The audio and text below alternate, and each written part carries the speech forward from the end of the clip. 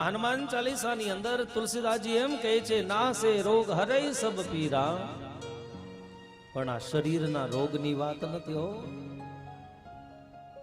આ જગતના મહાન સંતોએ જે લખ્યું છે ને, એને સંસારના સુખ સાથે કોઈ લેવા દેવા નથી.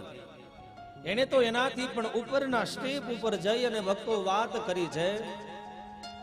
એક રોગ છે ભક્તો ડાયાબિટીસનો, એક રોગ છે ભક્તો એસિડિટીનો, પણ આ શરીરના રોગ પછીની વાત કરવી હોય તો એટલું કહી શકાય, જેને જન્મ મરણનો રોગ છે, જેને આ જગતની અંદર આવાગમનનો રોગ છે, એ મહાન આવાગમનના રોગમાંથી જો મુક્ત થવું હોય તો ભક્તો ચ્યવનપ્રાશ કામ નહીં કરે હો, ત્રિફળા કામ નહીં કરે. એના માટે તો તુલસીદાસજીએ કીધું છે કે જપત નિરંતર હનુમંત વીરા.